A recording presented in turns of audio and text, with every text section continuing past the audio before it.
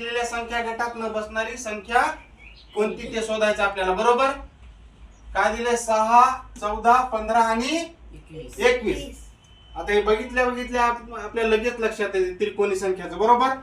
त्रिकोणी संख्या आपण शिकलो आहे का नाही. त्रिकोणी संख्या कशी काढतात, कशी ओळखतात? दोन क्रमागत नैसर्गिक संख्याच्या निमपट्टीस त्रिकोणी संख्या असे म्हणतात.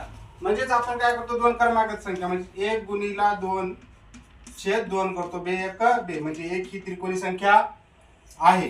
1 सोडून द्या. नंतर 2 गुणिला 3/2 बे 1 बे बे 1 बे 3 1 3 3 ही त्रिकोणी संख्या आहे. त्याच्यानंतर 3 गुणिला 4/2 बे 1 बे बे 2 4 3 2 6 म्हणजे 6 ही त्रिकोणी संख्या आहे. बरोबर. त्याच्यानंतर बघू आपण 4 गुणिला 5/2 बे 1 बे बे 2 4 5 2 10 10 याच्यात नाहीच आपल्या. चला 5 गुणिला 6/2 5 त्रिक 15 15 आहे त्रिकोणी संख्या आहे का ना आपल्या याच्यामध्ये. त्याच्यानंतर 6 गुणिला 7/2 7 त्रिक 21 21 आहे.